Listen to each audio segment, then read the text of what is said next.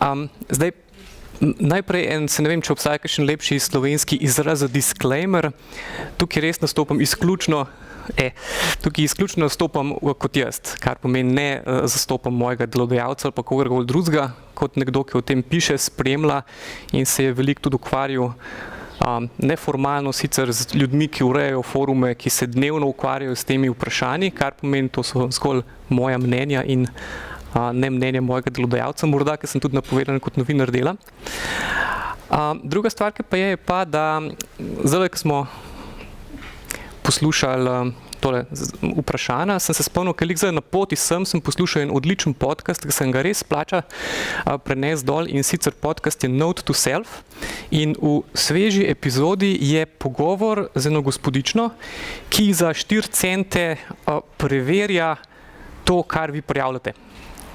Kar pomeni, to je en tak del na deleč, ki ti se odločiš, ta prvo klikaš, da si pripravljen, da boš videl skoraj vse pokvarjenosti, ki jih človeštvo premore, pa se vse skupaj strinjaš pa vse in pol dejansko si ti tisti človeški filter, ki se ti tako do tebe pride naključno vse tisto, kar je nekdo nekje označil kot potencialno sporno, in potem moraš ti seveda, da zadovoljiš čim več teh centov, zelo hitro odločiti o teh zelo kompliciranih temah, kot smo jih zdaj načeli. In to je nažalost realnost tega, kam grejo vaše prijave, ko se z nečim ne strinjate, ali imate algoritem.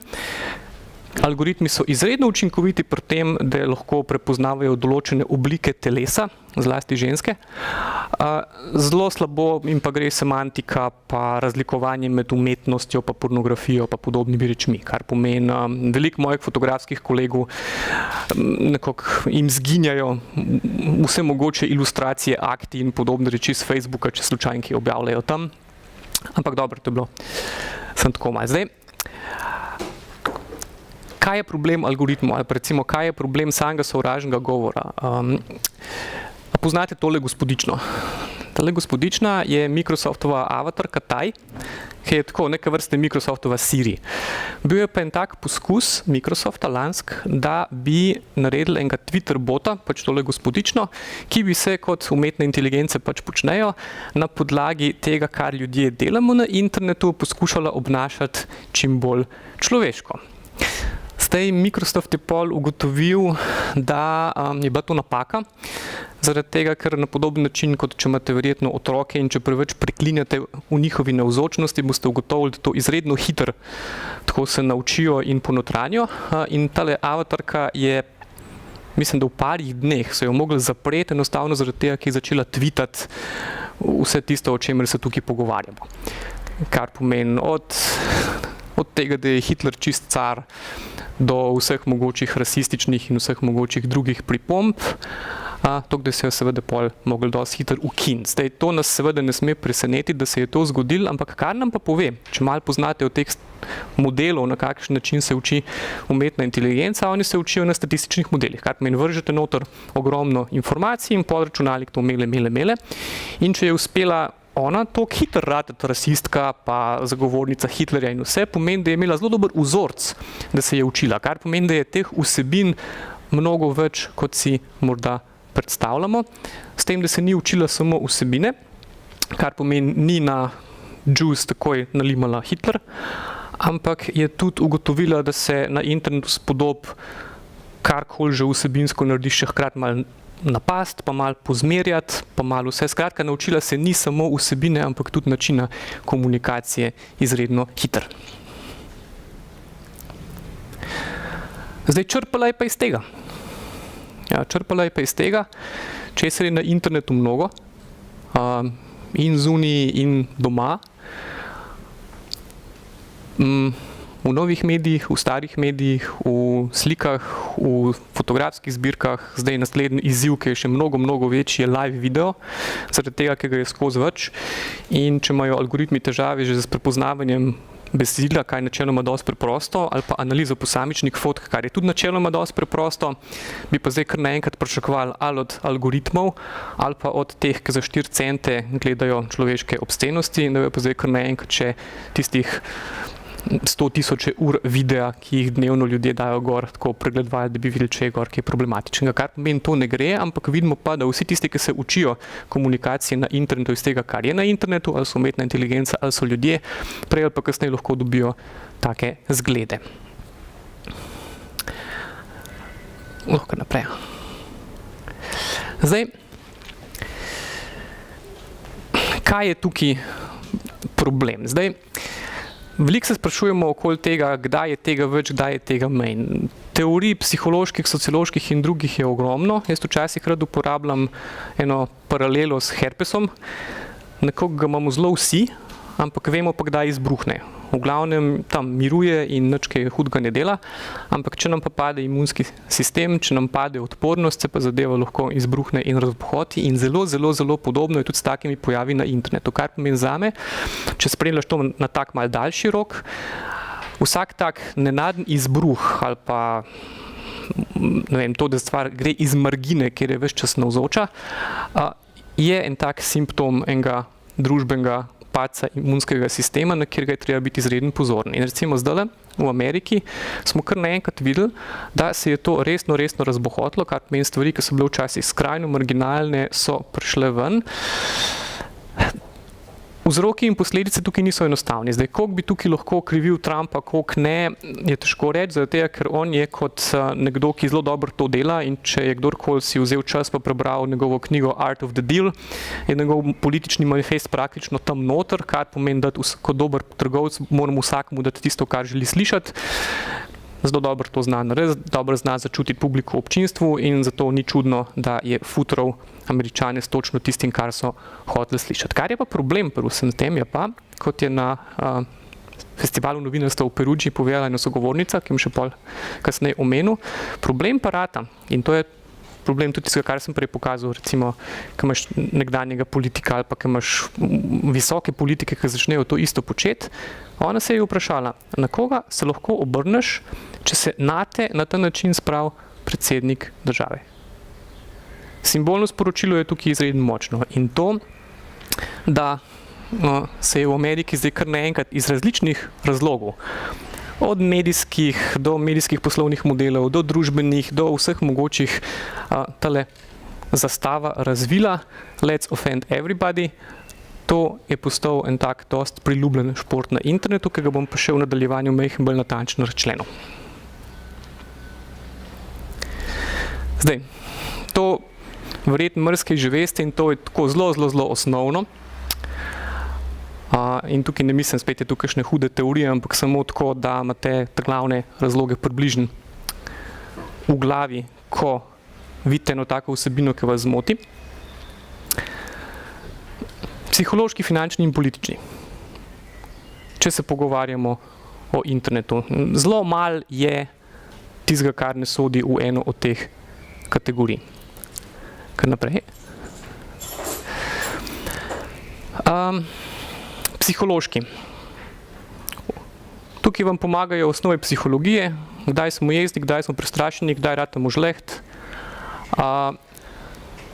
kdaj se nam zdi, da je popolnoma upravičeno, da nekdanjo punco tako sfotoshopamo, objavimo, ne vem, kakšen posnetek, žalimo, delamo kaj z nje. Ali pa recimo ena stvar, ki je izredno pomembna in je bila sploh med komentatorji zelo pogosto spregledana, je tale čudna, težko prevedljiva beseda, tale lulz. Lulz je ena taka poimenovanje za eno internetno subkulturo, ki je bila dosti navzoča na forumih, pa predvsem v računalniških igrah, pa še nekje. Gre pa za to, da imaš tam se psihološki profili so dosti različni, ampak v glavnem gre za moške, v dveh kategorijah. Ali tisti, ki so tam nekje najstniki, tam pozni najstniki, tam okoli 16, pa nekaj tacga, ali pa oni tam, ki so drugič v življenju pozni najstniki, tam 45 plus. Ki jim je fora samo to, da užalijo vse po spisku.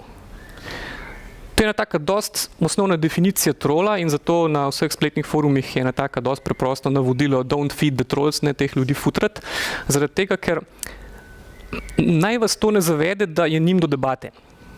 Oni enostavno te hočejo pač hočejo to odziv, hočejo te brzdeti, hočejo, da si angažiran, hočejo, da greš z njimi in ne moreš zmagati v tej debati, kar pomeni, ne vem, na karkoli se bojo obesili, na to je nacionalnost, na to je spol, na to je sklon, na to je število, sploh ni važno na kaj, enostavno se bojo in nikoli ne boš končal te debate, kar pomeni, če boš dal ti en argument, boš dobil protiargument. Mislim, to je del te LULS kulture, obstaja kar nekaj zanimivih člankov na to temo, vključno z enim novinarjem, ki je naredil zelo dobro analizo tega, na kakšen način so te lulzeri imeli totalno žurko in so imeli najboljše leto v življenju, ko so vsi resni komentatorji Timesa v New Yorkerju, CNN-u, pa ne vem koga, njihove poste resno obravnavali.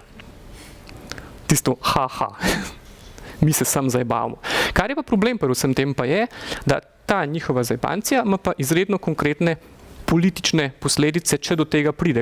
Dokler je to samo tako neki za meni, ok, ampak če pa to kar naenkrat pride v mainstream, če se pa s tem kar naenkrat vsi ukvarjajo ves caj, če ne moreš nobenega kanala televizijskega odpreti, da se ne bi debatirali o teh rečeh, ampak točno tako, kot oni hočejo, pol pa to naenkrat ustvarja določeno družbeno klimo, kjer se pa lahko zgodi marsikaj konkretno resnega.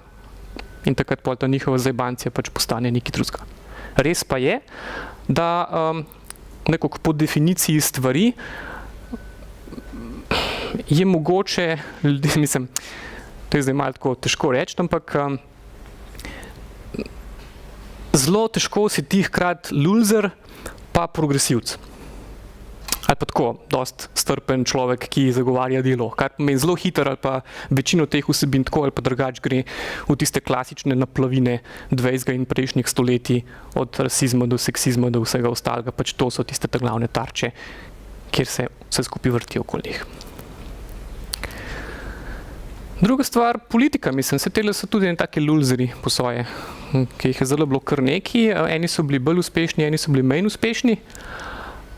Spet ne bi šel čist, ne vem, tukaj brez veze ne vem koga analizirati njihove motive, ki so dosti jasni za vsakega, ki je vel v politiki. Kombinacija, ne vem, nezadovoljstva in prestrašenosti in vsega med ljudmi, medijska krajina, ki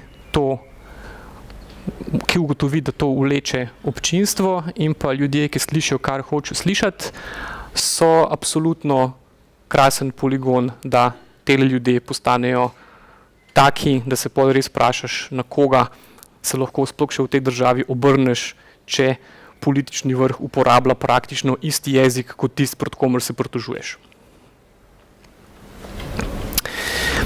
In pa ena reč, ki jo je pa treba res tukaj zelo dobro upoštevati in ne vem, v vseh teh letih, odkar sem v medijih, še zmeraj je treba razlagati osnove, in to je, da zakaj pri medijih v resnici gre. To ni lih najlepša slika in se ne sklada z našo novinarsko samopodobo in je s tem včasih malo težko živeti. Ampak še ena stvar, ki se vam pa res plača prebrati, je pa lanska knjiga.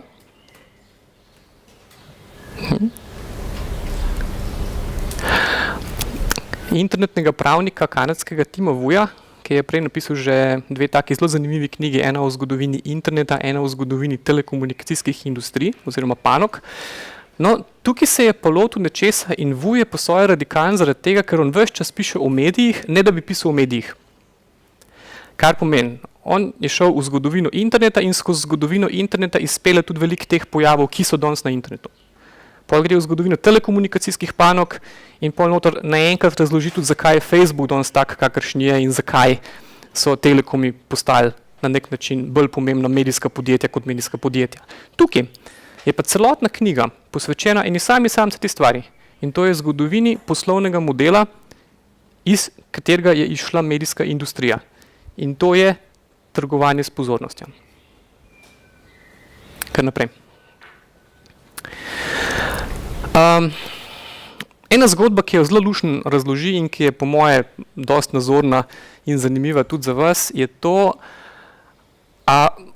veste, koliko je nastal prvi tabloid? Mislim, sej tako, kot ideja. Nobena taka zgodovina ni seveda čisto taka trdna, mislim, pa ni to klepa zgodba, ker je bom zelo povedal, ampak ima kar neki, jo je kar dobro poznati. In sicer, tam nekje v zgodnjih 30 letih 19. stoletja je en tiskarski vajenec v Ameriki začel razmišljati tako, kot Američani pregovorno dobro znajo, in to je kot poslovnež. Deluje na unih starih tiskarskih mašinah, ki so bile še ročne, pa vse, in glih takrat je bil zraven, ko so prvi uspešni patenti šli skozi, ki so omogočili združevanje parnega stroja in tiskarskega stroja. Kar pomeni, on je videl eno zanimivo reč, on je bil izdelovalec, on ni bil ne novinar, nič ni vedel, on je enostavno delal izdelek, ki se mu rekli natiskan papir, ki se je pol z njim nekaj pač dogajali in se prodajali. In on je ugotovil eno zelo zanimivo stvar. Najboljša ročna tiskarna takrat v New Yorku je bila zmožna natisniti med 2 in 3 tisoč izvodov česarkoli že na dan.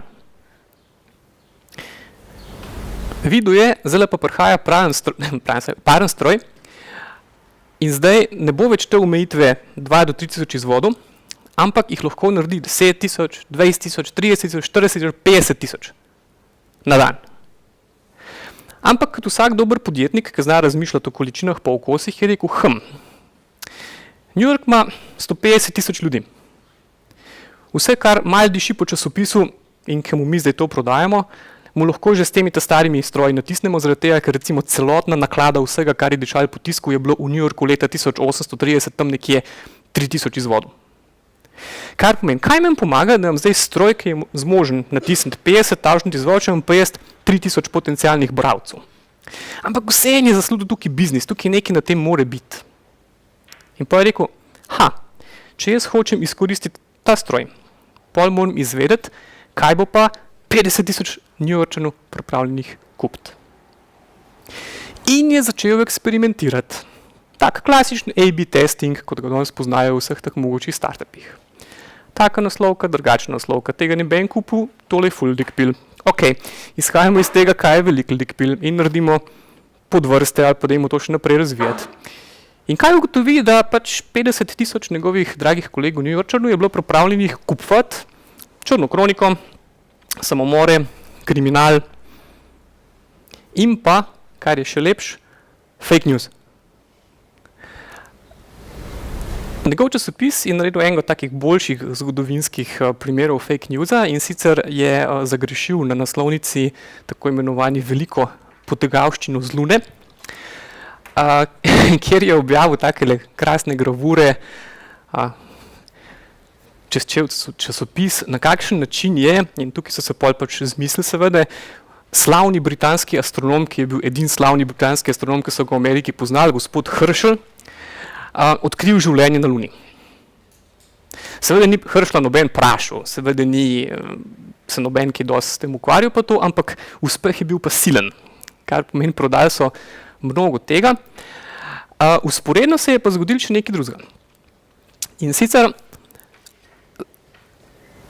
približno takrat je pa ena taka panoga, ne prav preveč hvalevredna in bi danes rekli prodajalci koloidnega srebra in druge reči, je bila v Ameriki tako ena od prvih takih res komercialno uspešnih podvigov. Ampak če ste videli kdaj kakšne filme, to je pomenilo to, da si ti prišel na Smen ali pa v kakšno mestece, skočijo, pa si prodajal eliksir življenja, pa zdravilo za vse, prodal čim več tistih flašk in zginil čim prej, zaradi tega, ker svejo, da če bojo oni tam to probali, pa ne boš delovali, te bojo biti linčali, če boš predolg časa ostal. Ampak enostavno ta panoga, ki je to delala, je postala super zvita in oni so vse te metode, ki jih danes vidite na TV prodaji, so že oni pogruntali, kar pomeni, da človeka oblečeš kot doktorja, da daš nazive, da daš, ne vem, take znanstvena imena stvarem pa to. No, ampak ta industrija je bila omejena na direktno prodajo, ki je bila tvegana.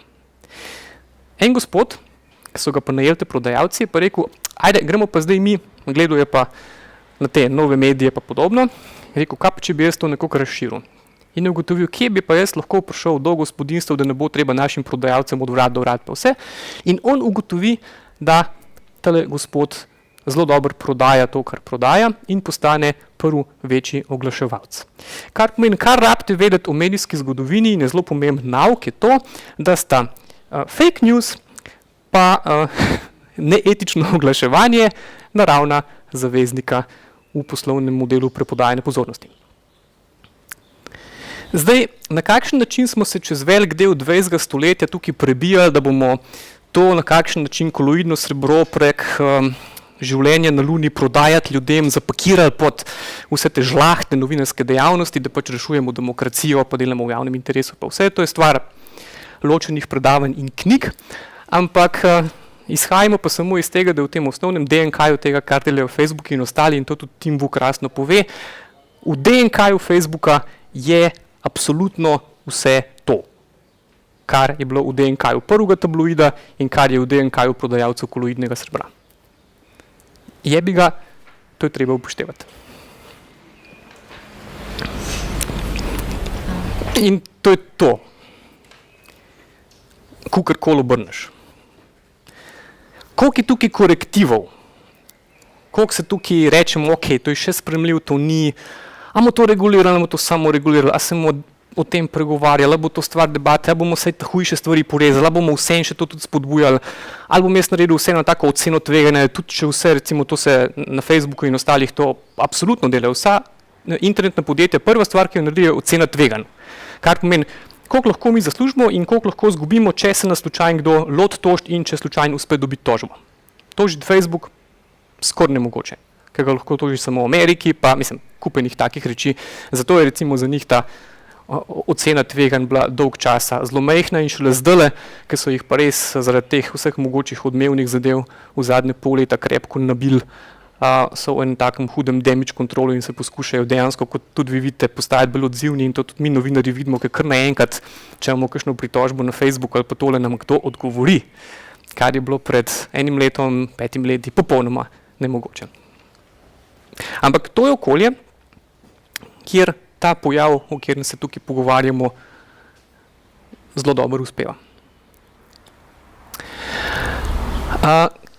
In ne samo, da zelo dobro uspeva čisto na tej ravni, mislim, tabloid to je še enostavno, ampak tole sem bral 2 tedna nazaj, je en novinar BuzzFeeda naredil to krasno to in je ugotovil, da je to rato na podoben način kakor Veles, je rato to poslovni model, kar pomeni, najduje par ljudi, ki so zbrali nekaj denarja in furajo recimo temu konzervativni medijski sajt pa liberalni medijski sajt. In je prav ugotovil, da uporabljajo dobesedno, en je Conservative 101, en je pa, ne vem, neki Freedom something. Mislim, to je približno tako, če bi po Sloveniji ustanovil portal, kaj bi rekel, svoboda.si in na drugi strani pa, ne vem, domovina.si, ne vem, malo se igram. Ki je bilo recimo na levi, pravičnost.si, ne, mislim, da je vse lahko, pač mogel bi se spomniti 2 taka fina, recimo, domovina.si je v redu, rabimo pa še eno drugo, ki bi jo dali, zaradi tega, ker recimo levičarji so tradicionalno imajo tak odpor do tega, da bi se povezovali z domovino, ker to nekako se ne spodobi, to je treba nekaj drugega najti. Mi je ugotovil, da je stvar toliko dobro narejena, da kad vidite, da dejansko na 2 straneh, če jih gledaš tako, on je toliko je pogruntil ta sistem, da imaš enako fotko, enak dogodek in čisto samo na headlineu spremeniš ključne besede. Kar pomeni, da bi rekel, ne vem, šokantno, je spet uno, ali pa pogumno, odločno, je spet neki. Mislim, in to mu fura. In teh ljudi, ki so zdaj izkoristili to na veliki ravni in ki so lahko tudi v Singapuru ali po Južni Koreji ali po makedonskem Velesu ali pa kjerkoli že, je postalo ogromno, kar pomeni, da ti lahko z praktično nič vložka in tem, da pač malo uporabljaš Google Translate, malo pa gledaš, kva nori Američani klikajo, služiš tudi tam do 230 tisoč evrov na dan, ne, na mesec, pardon. In če poznaš, na kakšen način delujejo te oglasni algoritmi in koliko jaz, recimo, če sem del tega programa, če jaz dobim 20-30 tavžent per delitvi oglaševalskega dobička, ki velja na teh platformah, lahko samo ugibate, koliko dobi platforma. Kar pomeni, koliko je Facebook zaslužil z Velesom, če je Veles z Velesom zaslužil 20-30 tisoč evrov na mesec.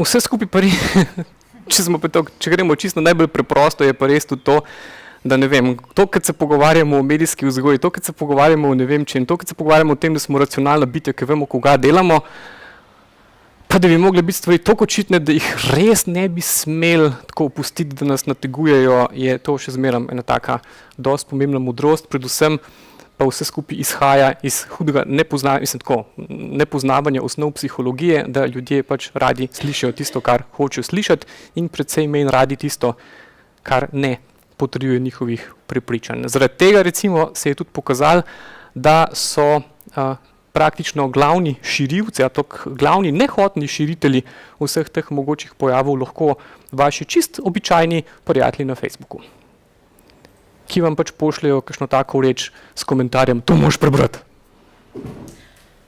Ne. Zdaj pa to je bila majhna tema prej.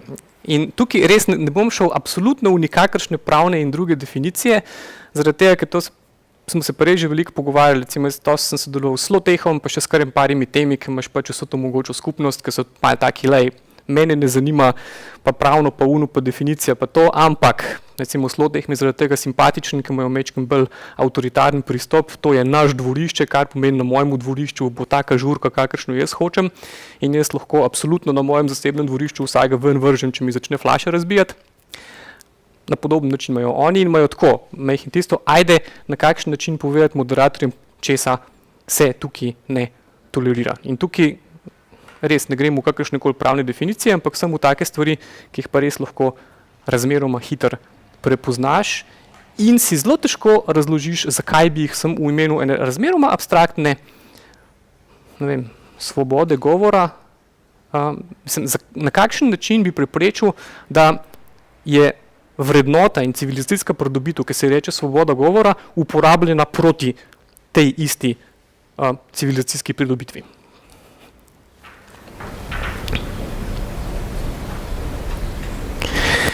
In krasen primer je tole. Poznate ta primer, približno. V glavnem, ta hrvaški glasbenik naj bi nastopil v slovenskem mestu. Na kar je prišlo do pritožb, ki je kar nekaj ljudi rekli, ja, ampak ta hrvaški glasbenik je tako, mislim, pa vi veste, kva on poje, pa kakšne te zagovarja, pa vse, da je to tako, malo problematično reč. In pol je prišla mestna, pa pol tudi državna politika, pa še kdo drug v tako veliko zadrego. Vemo, da je ta glasbenik, zelo grobo rečeno, zagovarja eno specifično interpretacijo druge svetovne vojne, ki ni v skladu s praktično ničemer, v kar naj bi verjele te evropske vrednote pa ustave in podobno. Ampak na kakšen način mi dosež, da se ta koncert ne zgodi in da hkrati ne bomo rekli, da smo ga prepovedali zaradi tega, kar on poje. In pa se je tukaj iskali tak in drugačen način. Se lahko ga najde na javni red in mir, se ga najde na ne vem kaj. Skratka, država je prišla danes do take zanimive situacije, kjer če hočeš ti dobesedno preprečiti en nacistični govor, moraš iskati razloge v komunali, na kakšen način boš ti neki iz ene birokratske tehnikalije preprečil. Enostavno zaradi tega, ker se vsi totalno bojijo reči, ja, mi enostavno tega nočemo, ker je v neskladju z vsem, v kar verjamemo, ker je to slabo, ker je negativno pa karkoli, ampak enostavno noben se ne upa tega narediti. Isto se je zgodilo, ne samo pri nas, tudi v Orlandu, pred 2 tednoma, ki je bil en tak zelo hud primer, ko je en beli supremacist na javnem prevozu grozil in je bil čist na tem, da bo tam 2 muslimanke začel tam zmerjati, pa hotel že tepst, pa tole, na kar se 2 oziroma par ljudi je vstal, pa rekli, nehi, ga je poskušal pomiriti, na kar je tip ubil 2 od tistih, ki so poskušali njej pomagati. In pa so bili seveda po mestu nekako protesti v podporo temu, proti rasizmu, proti vsem živim, in na kar se pol tudi ta bela supremacistična koalicija tudi napove, da bi v imenu svobode govora imela shod v Orlandu, češ, moramo mi malo svoj ime braniti. In je imel župan Orlanda enake težave kot tele na tem primeru, zaradi tega, ker tudi praktično ni najdel enega tajega načina, kako poskusiti preprečiti ta shod, zato ker se mu je zdelo, da je to skrajno narobe iz številnih razlogov, ampak tudi ni hotel odpreti Pandorine skrinjice tega, da pa on omejuje sveto svobodo izražanja v Ameriki. To je ena taka zanimiva zadrega, s katero se tudi vsak, ki ne vem, da ni lih na svoji strani, nimam težav, je tipka delete takoj tam, če mi kaj ne mislim. Nisem dolžan tolerirati stvari, ki mi ne pašejo, če sem na svoji strani, ampak če si pa recimo na mediju, ki je pa lahko še javni medij, pa seveda moraš biti mehen bolj občutljiv na vse skupaj. Ampak prva stvar in prva fora, na katero ne smete pasti tole.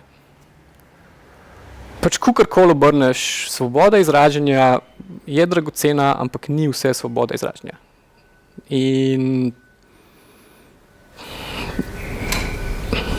zakonske in druge pa tole definicije gor ali pa dol, mislim, da tukaj smo pa sposobni kar na take dosti močne intuitivne presoje, ki je tista meja. Vprašanje je pa seveda spet, a bi jo bili sposobni zagovarjati, če bi jo morali, kar v momentu, ko bo nekdo rekel, kar sigurno zelo dobro poznate tisti, ki upravljate internetne portale, da en tak prvi vzgib, ko nekoga dol rukneš, je cenzura. Zdaj, ko kdo pove, da to ni cenzura, ampak da pač hkrati pa ne moreš početi na naši strani česarkoli hočeš, je pa kar umetnost. Zdaj, na Slotehu smo ponudili eno dosti tako luštno zadevo, ki se reče Ustava Republike Slovenije. Zaradi tega, ker Ustava Republike Slovenije ne samo delni knjižci, ki lahko povsod dobiš, pa javno dostopno pa vse, ampak je bil pred parimi leti en tak zelo lušten projekt, ki so ilustrirali to ustavo. Tako, slikcam. Taka ustava v toliko pa toliko slikah, kjer so nekako take ključne stvari. In recimo, če imaš ti pred očmi samo na tole.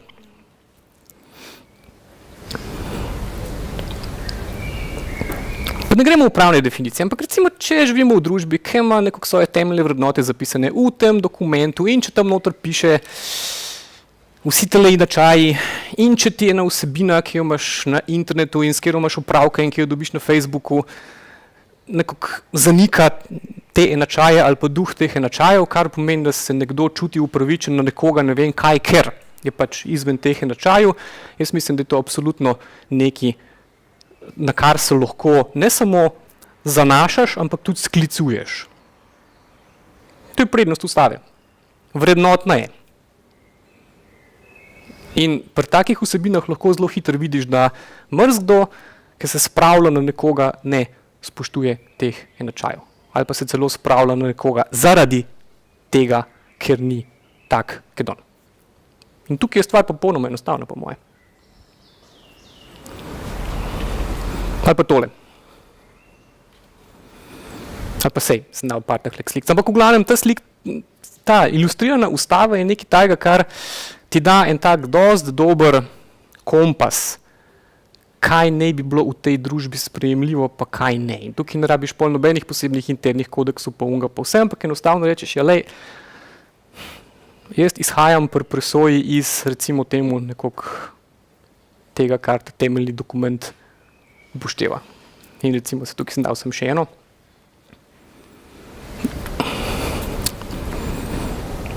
Zdaj, to, da je to pri nas dokazljivo samo, če je lahko dokažem, da je nekdo objavil na internetu poziv, da me je treba pretepsti in me potem nekdo, ki je dokazljivo to prebral, me šel pretepsti in me je pretepil, ta definicija je zame tako mečken ozka.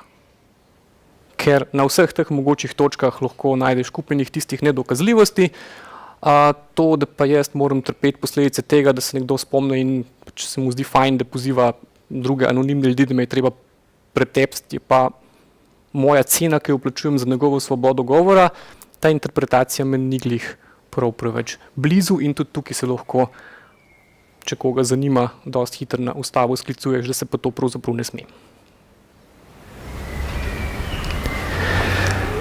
Ja, to je pa zdaj najtežji. In tudi tukaj bom zelo težko dal kakšen dokončen odgovor. Vemo, da to deluje v veliki meri. Vemo, da deluje predmoderacija. Vemo, da deluje registracija, kar pomeni, ker ljudem vzameš to zaščito anonimnosti, se začnejo drugače obnašati. Velikrat na vseh teh mogočih medijskih konferencah, ki jih obiskujem, slišim ta argument, ja, ampak anonimnost na internetu je dragocena, ker na kakšen način se boš pa ti uprl represivnemu režimu, če bo vsako se vedel pa tole. Ne, stvar je zelo enostavna. Prvič, jaz v vsej svoji karieri, pa mislim, da tudi pa tega je že res kar dosti časa. No. In ko se pogovarjam s kolegi z vseh mogočih koncev sveta in jim zastavim isto vprašanje, je stvar zelo preprosta. A sem v 15 letih kariere kdajkoli dobil na kjerenkoli anonimnem komentarju karkoli koristnega, kar mi je pomagali ali razkriti kakšno zanimivo zgodbo, ali narediti karkoli družbeno koristnega. Odgovor je ne. Zaradi tega, ker vsi tisti, ki imajo tak namen, ga pač ne biksajo pod komentarji, ampak najdejo druge načine, kako priditi do novinarja. Kar pomeni, da če hočete biti še odgovoren medij, poskrbite, da imate registracijo in predmoderacijo in hkrati uporabite enega od dobrih orodij za anonimne dopise. Kar pomeni, če ima pa kdorkoli kakšen liker ali pa kdorkoli, ki se hoče dejansko povedati, porjaviti kaj tacga, kar je pa družbeno koristno, mu pa daš to možnost. Ampak to niso nemoderirani spletni komentarji. Ampak so taka in drugačna orodja, ki omogočajo varno anonimno komunikacijo med morebitnim virom in novinarjem. Drugič, ne se bati obtožbe cenzure. Zaradi tega, ker je to prvi refleks in to bo vsak rekel, čeprav sploh ne ve, kaj to pomeni. Cenzura je zelo taka konkretna stvar, ne more jo izvajati posameznik, jaz ne morem cenzurirati nikogar, to lahko počne kvečjemu država z vsem represivnim aparatom, ki to sistemizira, skozi policijo, skozi zakonodajo, skozi ne vem kaj. Kar pomeni, jaz ne morem cenzurirati nikogar, tudi če bo hotel. In pa, kar pa zelo pomaga, postaviti jasna pravila. En od razlogov, ki se mi zdi, da je zdaj, ki ste se prej vprašali, zakaj je tega toliko manj, jaz mislim, da je tega tudi zaradi tega malo manj, ker se mediji so si v glavnem dosti upravili roke od tega, kar pomeni, res se ukinjajo komentarji, res se zaostruje, res tega ni več toliko, kot je bilo včasih in se je to v glavnem vse preselilo na družabna omrežja, kjer so pa pač pravila arbitrarna ali pa jih sploh ni. Druga stvar, na katero je treba biti izreden pozorni in je izreden tudi nevarna in tudi na to mediji zaenkrat, če nimajo nobenega pametnega odgovora, je pa to. Ena gospa, ki je ustanovila tole stran Trollbusters, je ugotovila, da v zadnji kampanji so bile tarče koordiniranih, načrtnih, zelo grdih in ne vem kakšnih napadov novinarke in pa zlasti novinarke in zlasti pripadniki manjšinskih družbenih skupin. Kar pomeni, kdorkoli je pisal o feminizmu, o enakosti, če je slučajno bil kdo, ne vem, v istospolni zvezi, če se je karkoli takega dogajalo, je enostavno bil lahko tarča zelo tajega načrtnega in sistematičnega, zelo grdega napada. Ogromno novinark je doživelo to, da so jih spletni napadalci jim ukradli osebne identitete, objavljali vse mogoče stvari, delali, jim grenili življenje, grozili, prihajali k njim domov in pisati na vrata, pa ne vem kaj. In nažalost, če se spet vrnem hunem prvotnemu vprašanju, je to bilo celo en toliko sprejemljivo, zaradi tega, ker je celo predsednik Trump med kampanjo enkrat eni novinarki zabrusil, da če boš pa še težila, bom pa spustil nate svojo armado trolov. Spet, komu se pritožiš, če se nate sprav predsednik države. Je pa to ena taka stvar, na katero morate biti pa zelo pozorni, pri nas tega še ni toliko, je pa tudi že.